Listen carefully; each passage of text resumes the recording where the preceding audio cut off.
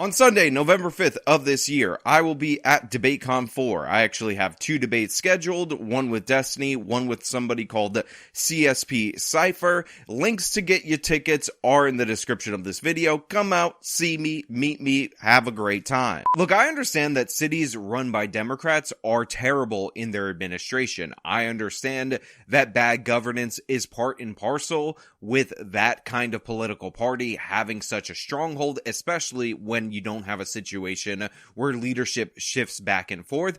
But we're covering another story on this channel of another home in Atlanta being completely demolished, despite the fact that we have a wrong address situation that led to this happening. I can't believe I'm doing it again. Special thank you to this particular Twitter account for sending me this news story, because it is just as asinine as the other one. But unless we talk about this, unless we cover these stories, unless we shine a light on what is going on in the city of Atlanta, it is bound to happen again. Now, we're going to get into this, but before we do, I want to thank everybody who signed up for my website, actualjusticewarrior.com/join. Give me the money. Give me the money. Okay? And thank you to the podcast listeners, Spotify, Apple, and Google's podcasting platform. Unforgivable accident. That's how one homeowner describes coming back from vacation to find a company accidentally demolished a home she owned. Company management claims they had the wrong address. Look, I understand mistakes are made. I understand there's errors on paperwork. I understand that sometimes, you accidentally put your garbage in your recycling bin and your recyclables in your garbage bin, and sanitation gives you a fine, and maybe this is getting a little too personal, but you know what? When you make a mistake that leads to the demolition of somebody's house, and this tends to happen so many times in Atlanta, I'm starting to get suspicious. I'm starting to think that this might be a stealth way of them trying to destroy homes that they don't like in order to rebuild the city in the image of the city council, because this keeps happening in Atlanta. It is so absurd that I've covered this many stories, and this time it's a little old lady who is out one of her properties that's, by the way, been in her family for 4 decades. Yeah, Alex, that's really the million-dollar question. Take a look. This is all that is left of this home. Thankfully, no one lived inside at the time, but it's a home that's been in the family for over 4 decades. Look, I've said it before, and I will say it again. I absolutely love me some local news. And the reason why is because no matter how serious a story, no matter how much it demands some hard-hitting journalism, you always get goofy things. And in this case, they have the slow zoom out as this guy is actually standing on the rubble with a very bright red sneakers to draw attention to the fact that he's standing on the rubble of the house. They must have planned this. They must have thought this was the most brilliant shot ever. But to me, this seems like something incredibly goofy in a very serious situation. And again, if you don't recall what I'm talking about this happening consistently in the city of Atlanta, let me throw it to an older clip that I covered on this channel before so you can see this exact same deal happening. In the process of a remodel, they come with bulldozers and knock the entire house down. It's just gut-wrenching. I don't even like looking at it. This century-old home used to sit on this West End lot near the Beltline. Everett Tripodis and his mother bought it as an investment property. This is prime real estate. But the City of Atlanta's Code Enforcement Division demolished the home. Tripodis says he had listed the home with the city's vacant property registry as required by law. But he says the city sent its code enforcement notices and orders to the wrong addresses. You can see from the case file, certified letters to an incorrect address were marked return to sender. It blows my mind how they could have mistakenly sent these to the wrong address. Now, in that particular instance, they actually sent that guy the bill for the demolition, and when we did an update months later, they were still trying to get money from him, and they had actually issued a lien against him, which prevented him from doing anything financially. It was just a savvy guy who was trying to start up a rental home business, trying to be productive in the economy, and they destroyed, in that case, a historic home. And by the way, even in that story, they referenced another story in the city of Atlanta where they did the very same thing. So yeah, this is a common problem in the city of Atlanta, and it needs to be addressed. And I think it might be an issue at this point of corruption rather than insane incompetence. However, I will not rule it out based on how that city tends to be run. I'm just left with a big old mess. Susan Hodgson can't even begin to process how her longtime family property ended in a pile of rubble. It started while she was on vacation and received a call from a neighbor. Did you hire somebody to tear your house down next door to me that's been boarded up for about 15 years? And I said, no. Now look, fortunately, this wasn't a house that they were even really using, even for a rental property kind of capacity. It was boarded up for 15 years. So in my opinion, if they wanted to condemn this property and then tear it down, they should have went through an ordinary process. But it turns out they weren't even supposed to be here. They were supposed to be destroying another property. They just decided to show up. However, the bulldozing company was not polite to the neighbor at all, and they're going to describe this interaction for you in this local news segment. No. She said, well, there's somebody over here just demolished the whole house and tore the whole house down. Hodgson says the workers got nasty. He told her to shut up and mind her own business. I mean, honestly, what's happening? What are we doing? What's even going on right here? Somebody comes out to you and says, hey, I'm on the phone with the homeowner. She says she knows nothing of this demolition of this property. And he says, shut up, mind your own business. Now, why did I give them a southern accent?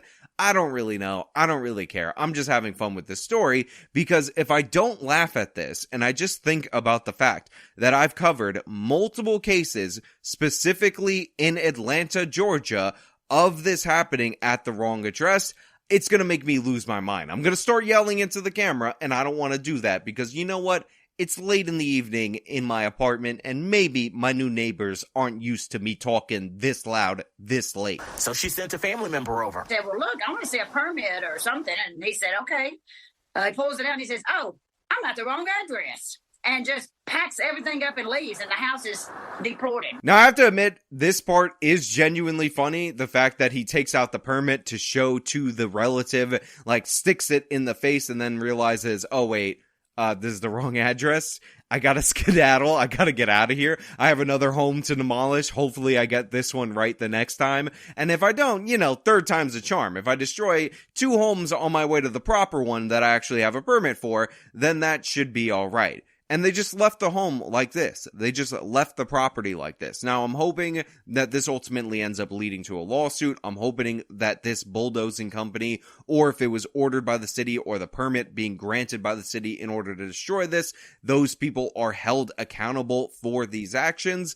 But seriously, this is what this woman is left with, even though she had this property for, again, 40 years. Now, as stated earlier, I don't want to over-dramatize this.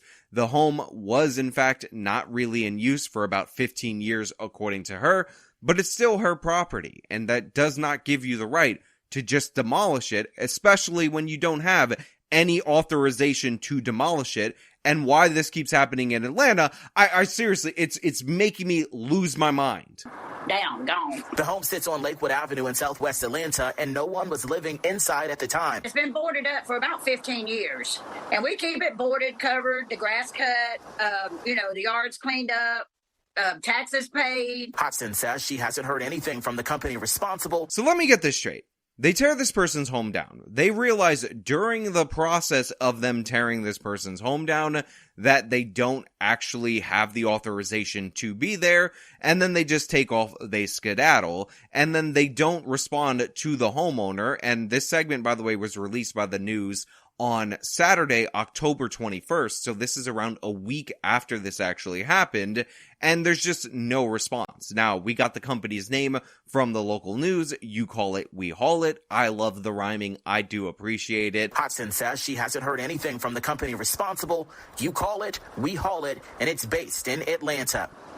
It's just hard to believe somebody just thinks they got the right just to come up and tear something up and just walk away from it and leave it, and come back, say, I'm sorry, what do y'all need to do to fix this? Now, look, I try to actually find this particular company based out of Atlanta, so, we could probably push to demand some kind of justice, some kind of compensation for this particular victim of their presumed incompetence. However, all I seem to find was a social media account, and I'm not going to name the platform, that seemed to be associated with a company of the same name that's based out of San Diego. Now, because this doesn't seem like it's connected. I will not be linking that in the description, but I will say to you guys out there in the audience, if you decide to contact this organization, it seems like there are a number of companies with the same name, and this is specifically an Atlanta-based one, and all I could really find for that was some dead links and whatnot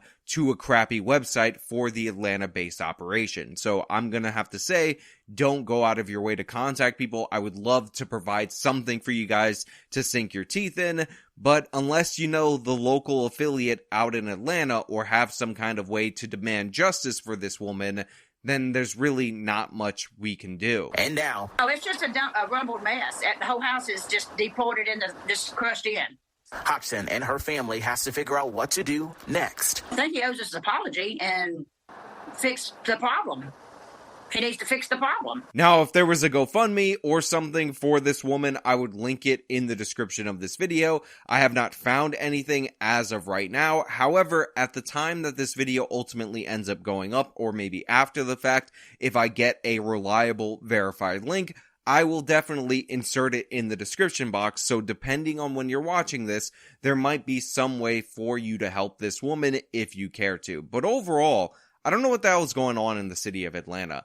I don't know what their process is for approving permits, and I don't understand how time and time again you can end up in these wrong address kind of demolition situations where people are out a home. Thankfully, this one wasn't really in use. However, that still doesn't make it right. That still doesn't make it okay.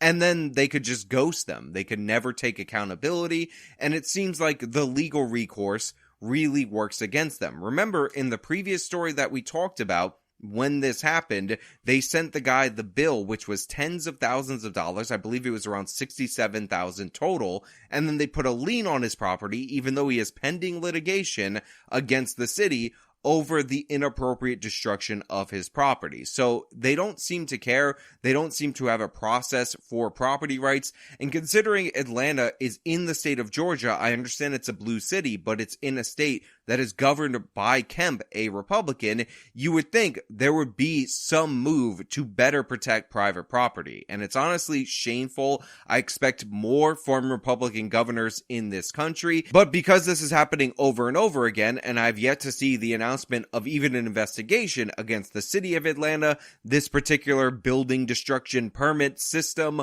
or against these companies that seem to go willy-nilly and start destroying property even though they don't double-check the address, is honestly just a black mark on our country as a whole. We can't have a serious nation if we can't respect the basics of private property rights, and this is yet another instance of this failure. And again, and it's in the city of Atlanta, yet again, somehow it keeps happening specifically there, and there still is not an adequate explanation. But hey, those are just my thoughts. Let me know your guys' thoughts down in the comments below. If you like this video, then show them by leaving a like. Subscribe for more content. Follow me on my social media. Support me via the support links in the description of this video. This has been me talking about the absolute madness going on in Atlanta. Till next time.